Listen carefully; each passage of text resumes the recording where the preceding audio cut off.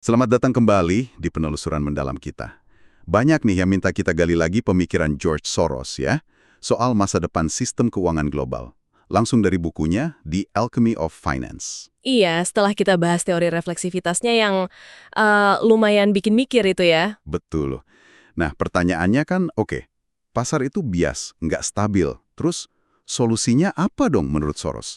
Ada resepnya nggak? Nah, itu dia. Hari ini kita fokus ke bagian resep atau proposalnya dia nih. Kita bakal bedah dua bab penting dari bagian prescription di bukunya. Bab 17, pasar bebas versus regulasi, sama bab 18, menuju Bank Sentral Internasional. Ini bagian krusial sih, di mana dia mulai geser dari cuma analisis masalah ke coba nawarin solusi. Walaupun dia sendiri ngaku ya, bikin sistem sempurna itu susah. Iya. Jadi, ayo kita gali bareng-bareng. Gimana sih Soros ngebayangin keseimbangan antara pasar yang kadang liar ini sama kebutuhan akan stabilitas? Dan sejauh mana visinya buat reformasi ekonomi internasional? Siap ya? Kita mulai. Oke. Pertama nih, di bab 17, Soros langsung nyerang dasar keyakinan orang pada pasar bebas. Dia bilang ide pasar itu efisien secara alamiah, selalu alokasi sumber daya paling bagus, itu keliru. Kedengarannya kayak kritik biasa, tapi inti argumen khas Sorosnya gitu. Intinya ya, balik lagi ke konsep kuncinya dia, bias peserta pasar dan refleksivitas. Itu lagi, tapi penting banget. Oke. Jadi buat Soros, pasar finansial itu bukan kayak cermin pasif yang cuma mantulin kondisi ekonomi apa adanya. Bukan gitu. Pasar itu aktif membentuk realitas itu sendiri. Lewat apa? Ya lewat persepsi, lewat tindakan para pemainnya yang yaitu Dedi, selalu bias. Jadi nilai uang itu bukan cuma angka ya? Bukan sekedar angka atau refleksi, tapi sebuah tindakan yang punya dampak nyata ke peristiwa selanjutnya. Tapi menariknya, dia juga bilang pasar itu kayak laboratorium. Laboratorium maksudnya? Tempat kita bisa uji hipotesis kita atau tempat kesalahan persepsi kita jadi kelihatan gitu. Tapi, nah ini kuncinya. Laboratoriumnya itu sendiri, kata Soros, selalu bias, nggak pernah netral. Wah, ini menarik banget. Jadi ada semacam ironi gitu ya. Kalau semua orang terlalu percaya sama teori pasar efisien, terus bertindak sesuai itu, pasarnya malah jadi kurang efisien atau malah lebih nggak stabil. Kayak self-fulfilling prophecy tapi negatif gitu. Persis, itu salah satu poin dia yang paling, nusuk sih di bab itu. Keyakinan buta pada mekanisme pasar yang katanya sempurna itu justru bikin kita abai sama bias yang ada di dalamnya. Sama potensi ketidakstabilan yang muncul dari refleksivitas tadi. Oke. Soros bilang, pasar finansial, apalagi kalau dibiarin liar tanpa regulasi, itu punya kecenderungan, gimana ya bilangnya, jadi makin nggak stabil seiring waktu. Ada contohnya? Jelas ada. Dia nunjuk pasar mata uang. Wah, itu kan dia jagonya ya. Terus juga siklus boom bust kredit. Tahu kan siklus naik turun pinjaman itu? Iya. Nah, siklus itu bisa bahaya banget, bisa berakhir katastrofik kalau sampai terjadi likuidasi jaminan besar-besaran, harga aset anjlok, panik, spiral ke bawah. Ngeri juga ya. Oke, kalau pasar bebas murni itu bahaya, berarti solusinya regulasi total gitu. Tapi kan Soros juga kayaknya agak gimana gitu ya sama birokrasi pemerintah. Suka ngeritik juga kan? Nah, itu dia dilemanya. Dia sadar banget soal ini. Di bab 17 itu, dia lihat kompetisi bebas tanpa batas sama regulasi total itu kayak dua kutub ekstrim. Dua-duanya nggak bagus ya? Dua-duanya bisa bahaya kalau keterlaluan. Tujuannya bukan milih salah satu, tapi nyari, yaitu keseimbangan. Susah sih emang nyarinya.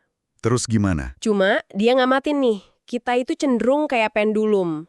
Ayun dari satu ekstrim, mungkin regulasi ketat zaman dulu, terus ke ekstrim lain, yaitu deregulasi besar-besaran pas dia nulis buku itu di tahun 80-an. Oh, jadi kayak lagi musim deregulasi gitu ya pas itu? Iya, lagi ngetren banget. Jadi kesimpulan dia ya pragmatis aja. Mau nggak mau, perlu ada semacam kerangka regulasi buat jaga stabilitas. Kalau nggak, ya manfaat pasar bebas yang dinamis itu nggak bisa kita nikmatin lama-lama, pasti hancur lagi. Jadi intinya nyari jalan tengah yang adaptif gitu ya, bukan formula mati. Oke, menarik. Nah, sekarang kita naik level nih, ke panggung global. Kita masuk bab 18, menuju Bank Sentral Internasional. Judulnya aja udah, wow. Ambisius ya. Banget. Nah, area apa aja nih yang menurut Soros paling butuh direformasi secara sistemik di level internasional? Yang paling bikin masalah gitu? Dia soroti 3 area utama yang jadi biang kerok ketidakstabilan kronis menurut dia. Pertama, nilai tukar mata uang antar negara. Kedua, harga komoditas, dia fokus banget ke minyak nih. Ketiga, masalah utang internasional, yang waktu itu lagi panas-panasnya kan? Ya, krisis utang Amerika Latin itu ya. Betul. Selain 3 itu, dia juga udah mulai curiga nih sama pasar modal internasional yang lagi tumbuh pesat. Dia khawatir ini bisa jadi gelembung berikutnya, kayak ledakan pinjaman bank internasional tahun 70-an. Wah, feelingnya udah main ya. Kayaknya gitu. Nah, penting juga, dia bedain antara kebijakan ekonomi langkah buat ngelola sistem yang ada sama reformasi sistemik, usaha buat ngubah aturan main dasar sistemnya. Di bab ini fokusnya jelas yang kedua, reformasi sistemik. Oke, kita bedah satu-satu ya. Nilai tukar mata uang dulu. Kita udah tahu kan, dia skeptis banget pasar bisa nyeimbangin sendiri. Terus, arah solusinya gimana nih? Lebih jelas nggak dari sekedar perlu keseimbangan? Iya, di sini dia lebih spesifik. Dia tegaskan lagi, sistem nilai tukar mengambang bebas, floating exchange rate yang waktu itu jalan, itu terbukti destabilizing secara kumulatif. Maksudnya kumulatif gimana? Artinya, bukannya mengoreksi kalau ada ketidakseimbangan, pergerakan pasar malah sering bikin makin parah. Kenapa? Ya didorong spekulasi. Dia juga skeptis sama solusi setengah-setengah kayak target zones. Target zones? Zona target nilai tukar gitu. Kenapa skeptis? Kalau zona targetnya diumumin ke publik, kata dia, itu sama aja ngasih undangan ke spekulan buat nyerang batas zona itu. Risikonya buat spekulan kan jadi terbatas. Oh iya, bisa diadu gitu sama bank sentral. Nah, kalaupun nggak diumumin, buat nerapinya perlu koordinasi dan duit yang gede banget dari bank-bank sentral utama dunia buat ngelawan pasar. Susah banget itu. Banyak hambatan politik, institusi antar negara. Terus, kesimpulan akhirnya apa dong? Kalau solusi yang ada nggak cukup. Kesimpulannya, cukup radikal sih, apalagi buat zaman itu. Kalau sistem yang ada dasarnya udah nggak stabil dan perbaikan kecil-kecilan susah jalan, ya perlu dipikirin sistem yang baru sama sekali. Sistem baru. Kayak gimana tuh? Dia arahin pemikirannya ke mata uang internasional bersama. Atau bahkan pembentukan semacam bank sentral internasional. Gila kan? Tapi ya dia sadar ini visi jangka panjang banget. Wow, Bank Sentral Internasional. Beneran lompatan besar itu. Oke, kita geser ke isu yang lebih konkret waktu itu. Utang internasional. Krisis utang negara berkembang. Bagaimana pendekatan Soros soal ini? Dia pakai analogi yang oke nih, prinsip hukum kebangkrutan domestik. Kalau orang atau perusahaan bangkrut kan ada mekanisme hukum buat narik garis batas, hapus sebagian utang lama, biar si pengutang bisa mulai lagi, nggak dikejar utang terus. Oh, biar bisa napas lagi gitu ya? Iya, tentu dia ngaku ini nggak bisa plek diterapkan di level internasional. Nggak bisa dong mempilotkan negara gitu aja, risikonya gede buat bank-bank kreditur global. Betul, bisa ikut bangkrut banknya. Nah, tapi prinsip dasarnya itu relevan. Perlu ada mekanisme restrukturisasi utang yang komprehensif. Dia usulin skema reorganisasi yang nyakup 5 elemen penting. Apa aja tuh 5 elemennya? 1.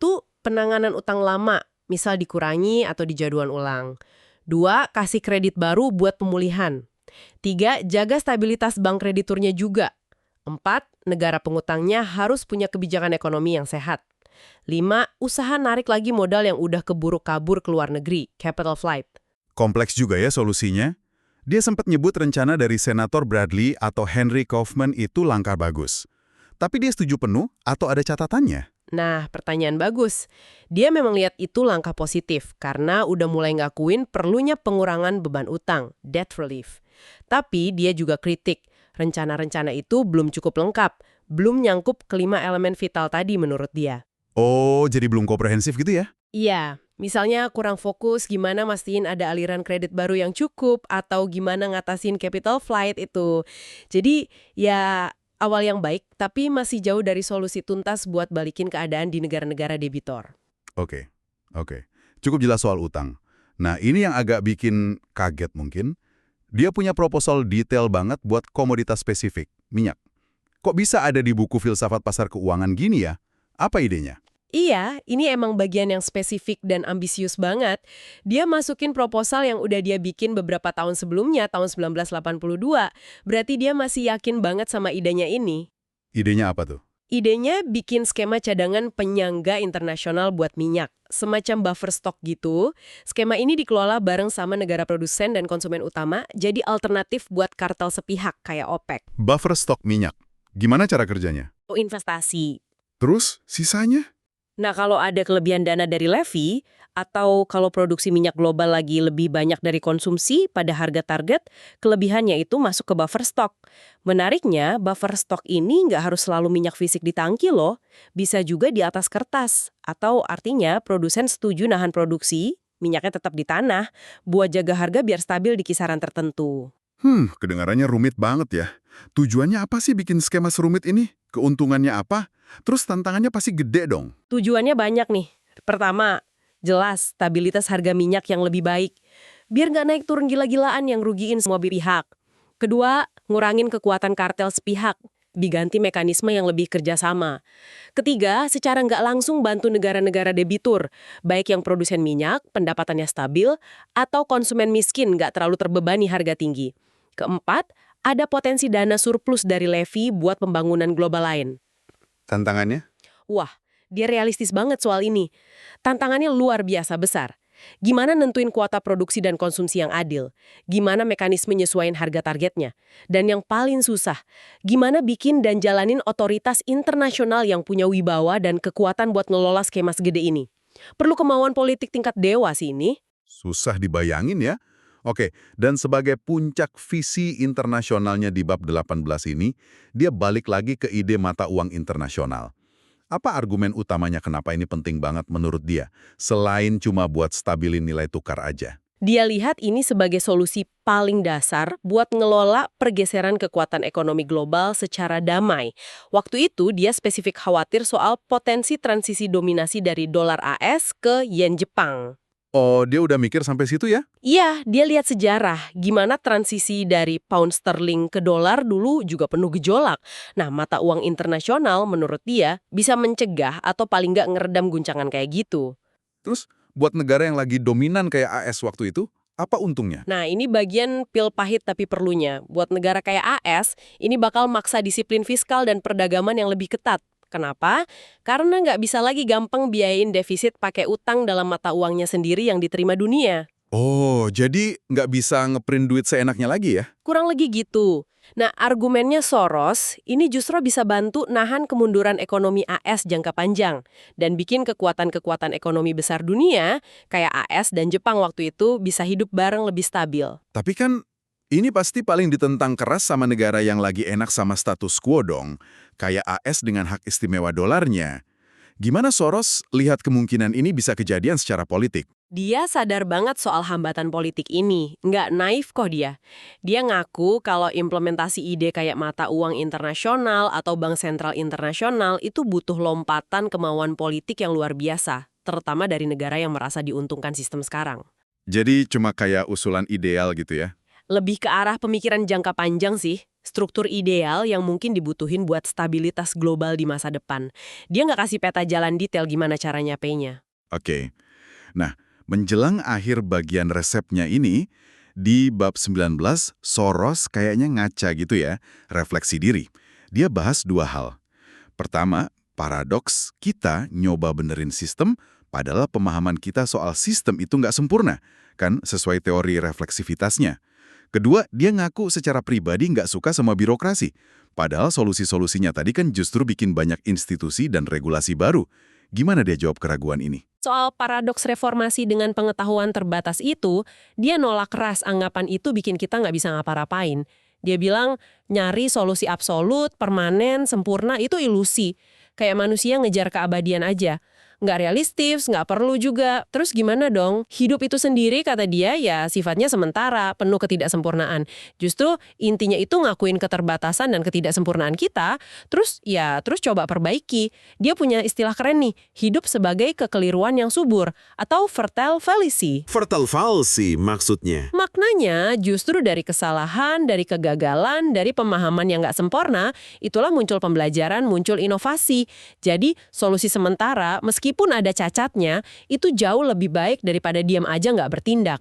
Contohnya sistem Bretton Woods. Runtuh sih akhirnya, tapi sebelumnya kan berhasil kasih stabilitas dan kemakmuran seperempat abad. Itu pencapaian yang gede banget kan?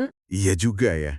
Jadi, ketidaksempurnaan itu bukan alasan buat nyerah, tapi malah jadi bensin buat terus maju. Oke, terus soal ketidaksukaannya sama birokrasi gimana? Bukannya Bank Sentral Internasional atau pengelola buffer stock itu pasti birokratis banget. Dia jujur ngakuin nggak sukanya itu. Dia sadar banget birokrasi itu cenderung jadi kaku, sibuk ngurusin dirinya sendiri, nolak perubahan. Tapi dia nggak pesimis-pesimis amat. Oh ya, kenapa? Dia lihat institusi tertentu, contohnya bank sentral yang independen, meskipun birokratis, itu punya potensi disiplin internal. Kesalahan mereka kan bisa dievaluasi dari dampaknya ke pasar atau ekonomi. Dia juga lihat contoh nyata kok, institusi birokratis bisa inovatif pas krisis. Kayak Bank of England pas krisis perbankan 1974, atau Paul Volcker di The Fed AS pas lawan inflasi tinggi dan nanganin krisis utang. Jadi ada harapan lah ya. Ada, jadi kuncinya mungkin bukan ngilangin birokrasi sama sekali, tapi gimana ngerancang sistemnya biar birokrasi itu nggak jadi tuan bagi dirinya sendiri. Caranya mungkin dengan mastiin sistem itu tetap nyambung sama proses politik, sama debat publik, sama pengawasan terus-menerus, biar nggak kaku dan tetap responsif sama perubahan zaman. Oke, jadi kesimpulannya nih, dari bab 17 dan 18, The Alchemy of Finance, kita dapat visi George Soros yang, wah nantang banget ya.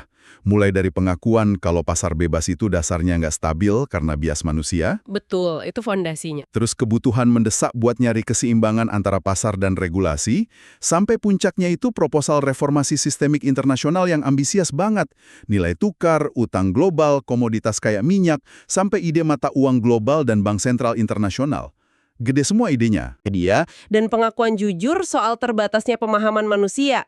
Dia nggak nawarin cetak biru final yang sempurna, ya karena menurut filosofinya sendiri itu nggak mungkin ada. jadi apa yang dia tawarkan? Lebih ke arah pemikiran, kerangka kerja buat mencoba ngelola sistem global yang dia lihat kompleks banget, rapuh, dan selalu berubah. Selalu dengan kesadaran kalau tiap solusi pasti nanti ada cacat barunya lagi, perlu adaptasi lagi, perbaikan terus-menerus.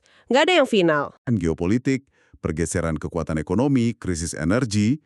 Kira-kira ide-ide Soros dari tahun 80-an ini soal perlunya koordinasi global yang lebih kuat, bahkan mungkin institusi supranasional kayak Bank Sentral Internasional atau stabilisasi komoditas, itu jadi makin relevan dan mendesak gak sih? Atau malah sebaliknya ya? Atau justru sebaliknya, malah kedengeran makin utopis, makin susah dibayangin kejadian di tengah dunia yang kayaknya makin kepecah-pecah sekarang ini. Pertanyaan bagus buat direnungkan. Sekian dulu penelusuran mendalam kita kali ini tentang resep George Soros buat tatanan ekonomi global. Semoga ini ngasih Anda perspektif baru ya. Terima kasih sudah menyimak.